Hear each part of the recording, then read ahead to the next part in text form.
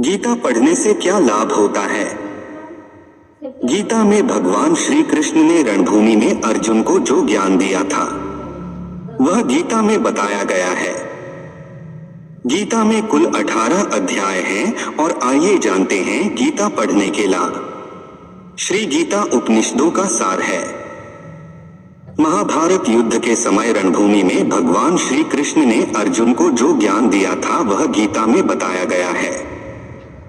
गीता में ऐसी बहुत सी बातें हैं जो मनुष्य को जीवन की कई कठिनाइयों को आसान बनाती है।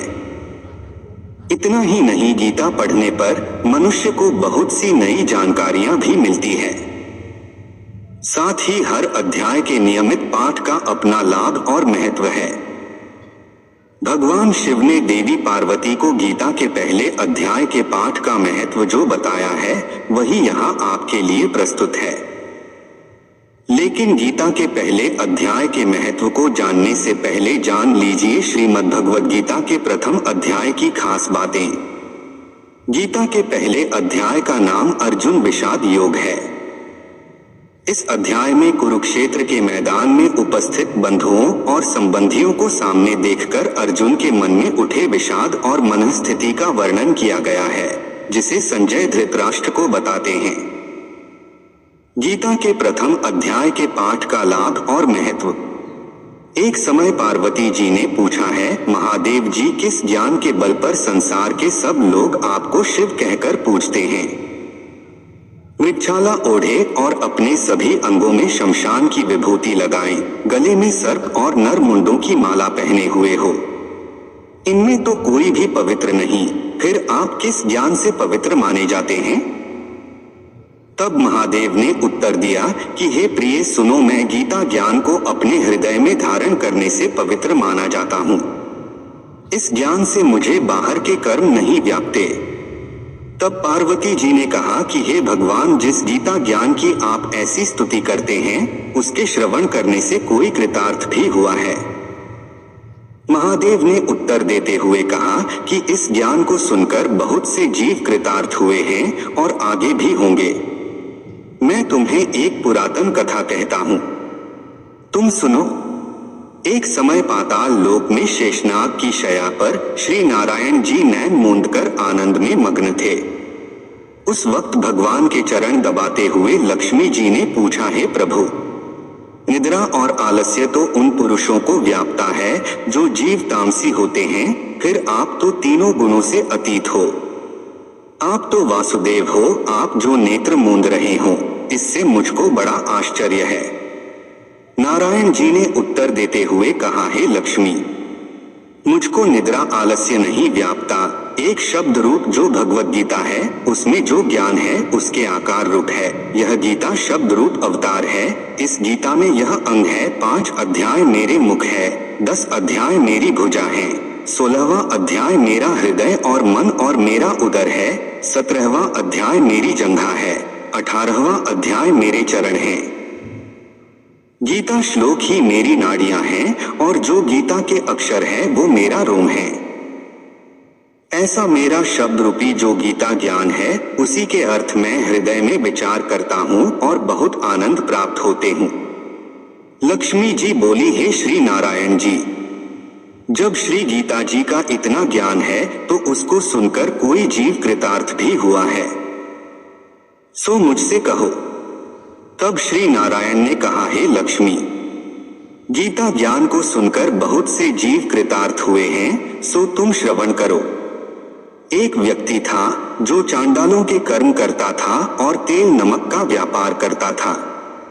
उसने एक बकरी पाली। एक दिन वह बकरी चराने के लिए वन में गया और वृक्ष से पत्ते तोड़ने लगा। वहां उसे एक सांप से डंस लिया, जिससे वह तुरंत मर गया। मरने के बाद उसने बहुत से नरक भोगे और फिर उसका जन्म बैल के रूप में हुआ। उस बैल को एक भिक्षुक ने मोल लिया। वह भिक्षुक उस पर चढ़कर सारे दिन मांगता फिरे।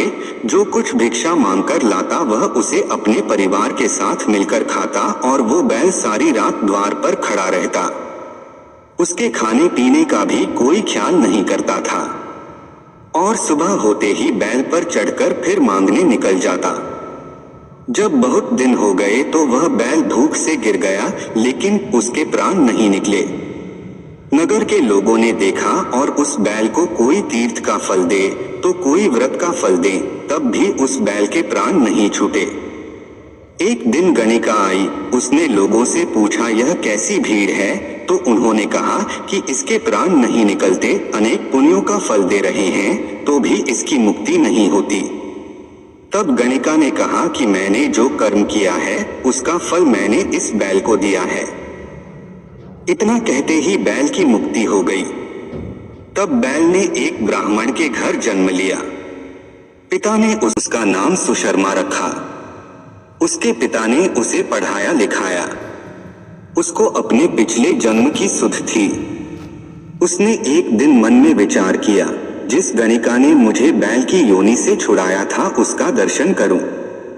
विप्र चलते चलते गणिका के घर गया और कहा, आप मुझे पहचानती हैं? गणिका ने कहा, मैं नहीं जानती, तुम कौन हो? तब उसने कहा कि मैं वही बैल हूं जिसको आपने अपने पुण्य दिए थे। तब मैं बैल की योनि से छूटा था। अब मैं विप्र के घर जन्म हूं। आप अपना पुण्य बताएं। गणिका ने कहा कि मैंने अपने जाने पुण्य नहीं किया, परंतु मेरे घर एक तोता है। वह रोज सवेरे कुछ पढ़ता है। मैं उसका वाक्य सुनती हूँ, उस पुण्य का फल मैंने तुम्हें दे दिया। तब विप्र ने तोते से पूछा कि तू सवेरे क्या पढ़ता है? तोते ने कहा, मैं पिछले जन्म में विप्र का पुत्र था। मेरे पिता ने मुझे गीता के पहले अध्याय का पाठ सुनाया करते थे। एक दिन मैंने गुरु से कहा कि मुझको आपने क्या पढ़ाया है? तब गुरुजी ने मुझे शाप दिया कि तू तोता बन जा। इसके बाद से मैं तोता बन गया। एक दिन बहेलिया मुझे पकड़ ले आया और एक विप्र ने मुझे मोल ले लिया। वह विप्र भी अपने पुत्र को गीता का पाठ सिखाता था। तब मैंने भी यह पाठ सीख लिया। उसी दिन विप्र के घर में चोर घुस गए। उन्हें धन तो प्राप्त नहीं हुआ, लेकिन वह मेरा पिंजरा उठा ले आए। उनकी यह गणिका मित्र थी। वह मुझे उसके पास ले आए। सो मैं नित्य प्रातः गीता जी के पहले अध्याय का पाठ करता हूँ, जिसे यह गणिका सुनती है। पर इस गणिका को समझ में नहीं आती। जो मैं पढ़ता हूँ वही इस गणिका ने तेरे निमित्त दिया था। वह श्री गीता जी के पहले अध्याय का फल था। तब विप्र ने कहा कि हे तोते, तू भी विप्र है, मेरे आशीर्वाद से तेरा कल्याण हो। सो हे लक्ष्मी। विप्र के इतना कहते ही वह तोता भी मुक्ति को प्राप्त हो गया। तब गणिका ने बुरे कर्म छोड़ भले कर्म ग्रहण किए और नित्य स्नान करके श्री गीता जी के प्रथम अध्याय का पाठ करना शुरू कर दिया, जिससे उसकी भी मुक्ति हो गई। हे पार्वती, और सुनिए गीता पढ़ने से क्या लाभ होता है। आप सभी जानिए भगवद गीता पढ़ने के फायदे। भगवद गीता महज एक किताब नहीं है, बल्कि यह साक्षात दिव्य प्रतिमूर्ति है। मन की शांति। जिस व्यक्ति को गीता पढ़ने की आदत है उसका मन हमेशा शांत बना रहता है। क्रोध और लालच मुक्ति पा लेता है। मन पर नियंत्रण कर लेता है। सच्चाई और बुराई में अंतर समझ लेता है। आत्मबल बढ़ा लेता है। पॉजिटिव ऊर्जा प्राप्त करता है। दिव्य ज्ञान प्राप्त हो जाता है। गीता पढ़ने वाले व्यक्ति को सच और झूठ, ईश्वर और जीव का ज्ञान हो जाता है। उसे अच्छे और बुरे की समझ आ जाती है। गीता पढ़ने से व्यक्ति का आत्मबल बढ़ता है और व्यक्ति साहसी और निडर बनकर अपने कर्तव्य पथ पर आगे बढ़ता है। गीता पढ़ने से शरीर और दिमाग में सकारात्मक ऊर्जा विकसित होती है। अंतः मोक्ष धाम की प्राप्ति होती है। बहुत बहुत रिक्वेस्ट हैं, भाई यह वीडियो शेयर जरूर करें।